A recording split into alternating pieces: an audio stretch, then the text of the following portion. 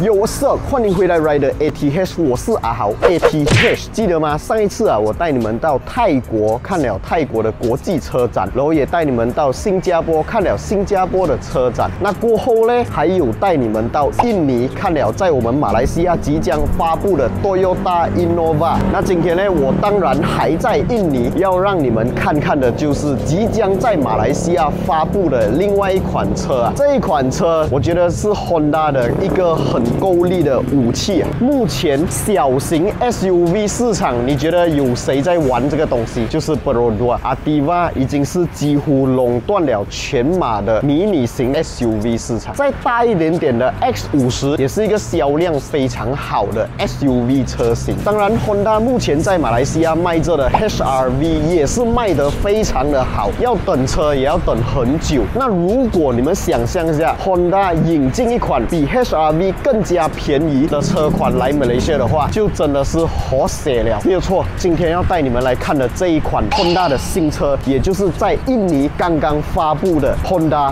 WRV。OK， 相信大家可以在我身后这边看到这一台 Honda WRV 是在马来西亚还没有发布的。许多新闻消息指出啊，马来西亚即将发布这一款车哦，所以我就马上飞到印尼这边，让你们看一看 Honda WRV 的风采。我觉得啊，这个外形，这个 exterior 是我们马来西亚人大部分人都可以接受的 design， 整个样子看上去就是非常的帅气。我身后这一台呢是一个 RS 版本。所以这个红色呢，就有点像我们马来西亚现在卖着的 Honda City RS 的红色一样哦，它是有点猪肝红这样子。可能现在这边光线不是很亮，所以看起来有一点暗淡。但是其实这台车如果放在外面的话，我相信这个颜色看起来会非常的好看。当然，这一个是一个1500cc NA 引擎，虽然它是一个 RS 版本，但是在印尼这边呢，它并没有 EHEV 的 Hybrid， 所以我觉得引进到马来西亚的时候，应该也会跟印尼用相同的配置、相同的引擎。然后我们可以看到它的全 LED 车头灯非常的好看，里面这一条应该是 Daylight 来的。Fog lamp 的部分也可以看到是一个 LED fog lamp。然后它的车身尺寸呢，你们可以看到我站在它旁边这样子啊，其实它就是一个好像 Ativa 这样子的尺寸，可能稍微有大一点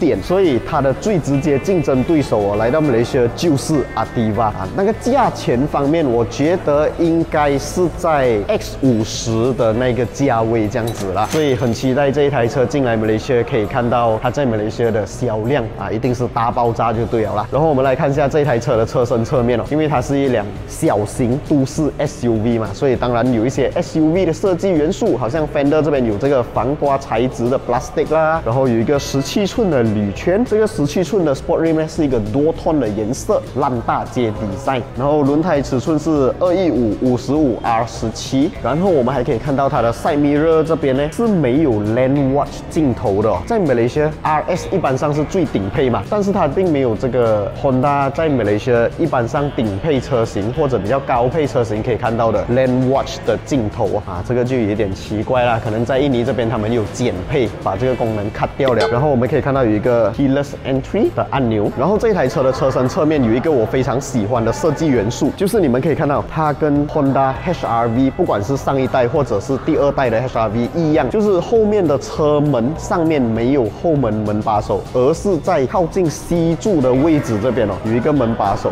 像我这种个人比较喜欢双门车款的人啦，在这个车身侧面这样看起来，它就有一点那种 coupe look 的感觉，就好像双门车这样子，但是它又具备了4门车的方便，这一点真的非常 good job 啊！我个人很喜欢这样子的设计。然后车顶方面我们可以看到有一个置货架，可是悄悄一下发现它是 hard plastic 来的。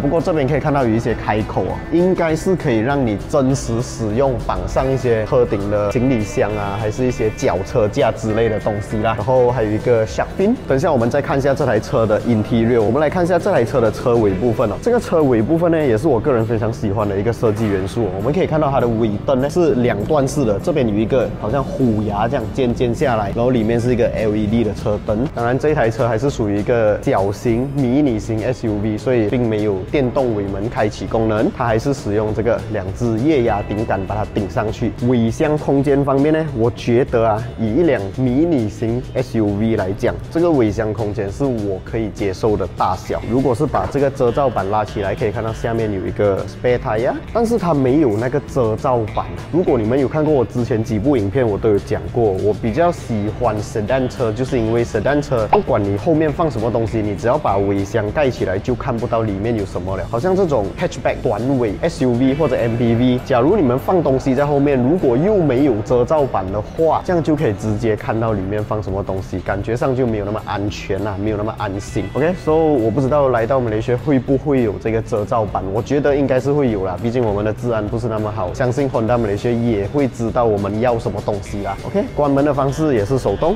这个尾部的 design 比起我们那一边的 Ativa， 也就是它最直接的竞争对手，我个人比较喜欢这个尾灯设计，看起来比较好看。好，因为光线问题哦，所以我们没有从 driver side 那边上门，我们从这个 passenger side 这边上车。我们一上到这个 passenger side 呢，可以看到这个 dashboard 的 design 是比较普通一点点，跟目前最新款的 Honda 的一些车系相比起来，我觉得这个 dashboard design 是比较没有那么好看。当然最明显的就是它的中间的这个多媒体播放器荧幕啊，真的是很小啊，非常的小个，差不多比我的手掌还要小了。但是有一个地方是加分的哦，就是它的 passenger side 的正前方是有一个软材质的皮革包覆，还有红色的车缝线，但是其他地方全部都是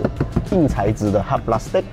现在我们坐来前座，可以看到它的 meter 方面比起它的同级竞争对手 Ativa 呢，这个就逊色了一点，它是用2个 analog 的传统指针式 meter， 好像我们马来西亚的 Ativa 就已经换成了全电子荧幕嘛。如果不追求品牌，但是你想要比较新潮一点的东西的话，当然 Ativa 的 meter 会比这个来的更加优秀啦，我觉得。然后排档杆方面是 PRND-SL， 没有加减档。当然，在方向盘的后方也没有 pedal shifter， 所以这辆车基本上就是一辆很 basic 的车来的。然后我们打开它的 drawer， 是直接这样掉下来的。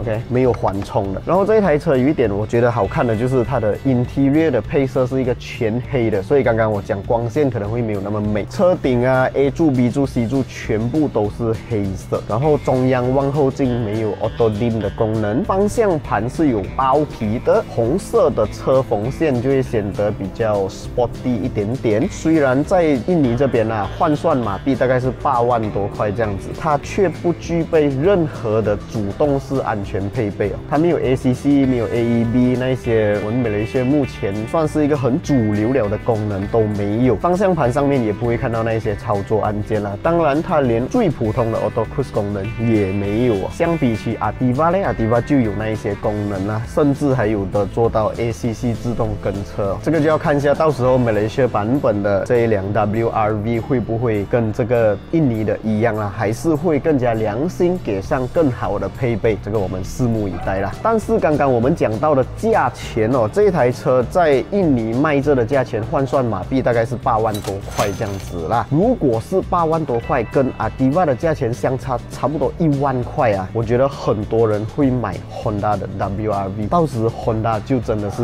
win 了啦。OK， 上来这一辆车的后座呢，第一个我觉得的就是它的空间感其实没有很好，毕竟它不是一台很大台的车。然后刚刚的前座呢，我是已经调整到一个我的舒适的姿势还有距离了。然后后座呢，现在我的膝盖跟前面哦还有一个拳头多一点点的距离，头顶空间大概是一个拳头半这样子的高度距离，是不会有很明显的压迫感。然后椅背倾斜角度坐起来感觉是 OK 的，中间没有办法翻下一个 armrest 哦，所以坐在后座的朋友，